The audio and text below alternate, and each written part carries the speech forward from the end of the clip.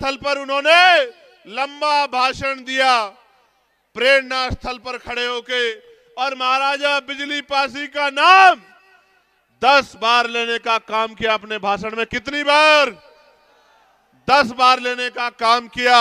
लेकिन आपको शायद ये नहीं पता है कि जो प्रेरणा स्थल बनाया उसमें महाराजा बिजली पासी की अगर एक शानदार मूर्ति भी लगा देते तो हमारे दिल में भी ठंडक पड़ जाती। अगर लखनऊ के बसाने वाले महाराजा लाखन पासी की मूर्ति लगा देते तो हमारे कलेजे में भी ठंडक पड़ जाती। अगर मां उदादेव पासी की मूर्ति लगा देते, मदारी पासी की मूर्ति लगा देते, किसानों के मसीहा कहे जाने वाले, किसानों की आवाज बनने वाले उन हमारे महापुरुषों की मूर्तियां लगा देते तो शायद हमें ठंडक पड़ जाती। लेकिन हमारा पेट तो सिर्फ बातों में भरा जा रहा है, और ये आज से नहीं हो रहा है मेरे लोगों, ये आजादी से पहले भी और आजादी के आज बाद भी लंबे समय से बातों से पेट भरा जा रहा है। प्यारे साथियों, आप जाकर देखो गांव देहात में आज भी अगर मकान पक्का बन गया है तो प्लास्टर मेरे लोग नहीं करा पाए। ये वो लोग हैं जो राजा महाराजाओं की, जो शासकों की संतानें हैं, और आज इस आजाद भारत में गुलामी का जीवन जीने के लिए मजबूर हो रखी है, क्योंकि राजकाज में इनकी हिस्सेदारी नहीं। प्यारे साथियों, जब 12वीं शताब्दी में आपका झंडा डंडा इतना बुलंद था, तो आज आप इस देश में राजकाज जाने के बाद जुल्म जाति के शिकार इस देश में हो रहे हो। हम लोग उत्तर प्रदेश में हैं, और उत्तर प्रदेश में किस तरह का अन्याय कमजोर वर्गों के लोगों को सहना पड़ रहा है, आपसे छिपा हुआ नहीं। आज यहाँ बहुजन समाज का ये जो बड़ा सा जन समूह इकट्ठा हुआ है, ये दलित, पिछड़े, मुसलमान, आदिवासी, जैन, बौद्ध, ईसाई, अल्पसंख्यक समाज के लोग, ईसाई समाज के लोग बड़े पैमाने पे इकट्ठा हुए। सबके मन में चाहत है कि गुलामी के दिन खत्म होने चाहिए। मैं एक बात आपको बताना चाहता हूं, इस देश में कौन हमारा अपना है, कौन पराया है, किसने हमें क्या दिया है, और किसने हमारी, किसकी वजह से हमें गुलामियों की बेड़ियां सहनी पड़ी है, जब तक मेरा नौजवान नहीं जानेगा तब तक बात आगे नहीं बढ़ेगी। आप याद करो, और मैं जो बात कह रहा हूं आप इसको चेक कर लेना। मैंने पार्लियामेंट में बात कही थी कि हमें जो भी अधिकार मिले हैं वो मांगने से नहीं मिले मेरे लोगों, उन अधिकारों को हमारे महापुरुषों ने अपने 4-4 बच्चों का बलिदान देके छीनने का काम किया, लड़ लड़ के लेने का काम किया। मैं इसका एक उदाहरण बताता हूं, बाकी उदाहरण आपको किताबों में पढ़ने हैं। मैं आपके याद दिला देना चाहता हूं कि जब भारत गुलाम था तो गुलाम भारत में 1919 से पहले 3% लोग वोट करते थे। कितने परसेंट लोग? जोर से बताओ, जोर से बताओ। 3% लोग।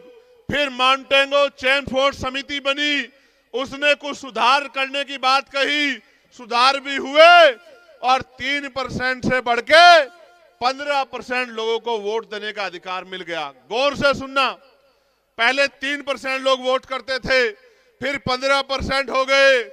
3 के बाद जो सुधार हुआ, उस सुधार में यह तय हुआ कि जिनके पास बहुत धन है उनको भी वोट का अधिकार मिलना चाहिए, जिनके पास जमीनें हैं, जमींदार हैं, उनको भी वोट का अधिकार मिलना चाहिए, जिनके पास जो टैक्स पेयर हैं, व्यापारी हैं, बिजनेसमैन हैं, उनको भी वोट का अधिकार मिलना चाहिए, जो बहुत पढ़े लिखे हैं उनको भी वोट का अधिकार मिलना चाहिए, और जो राजा महाराजाओं के परिवार से आते हैं उनकी पीढ़ियों को भी वोट का अधिकार मिलना चाहिए। 3% से बढ़ के 15% हो गए। 15% लोगों में आपको जानना चाहिए एक भी दलित, पिछड़ा, आदिवासी और कमजोर वर्ग, गरीब समाज का व्यक्ति नहीं था। मैं बताना चाहता हूं, मीडिया के लोग मुझे सुन रहे हैं, हालांकि दिखाना तो आपको वही है जो आप दिखाना चाहते हैं। मैं कोई ऐसी बात कह दूंगा तो आप कहेंगे चंद्रशेखर ने ऐसी बात कह दी। मगर मैं आज कहूंगा तो जरूर आप सुन लेना और सुना देना।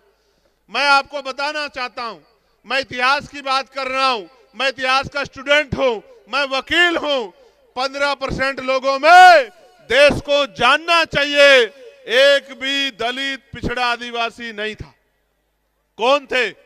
सामान्य जाति के लोग। कौन थे? सामान्य जाति के लोग। कौन थे?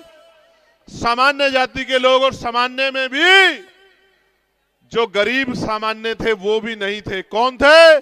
जो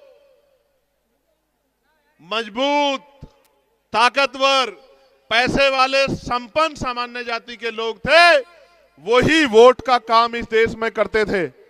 वही वोट का काम इस देश में करते थे और उन्हीं के द्वारा सरकारें अंग्रेजों के राज में चुनी जाती थी। मैं आपको एक और जानकारी देना चाहता हूं।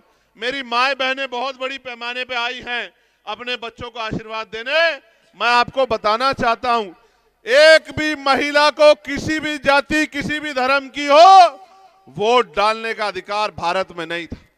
ये वोट का अधिकार कैसे मिला? किसने दिलाया?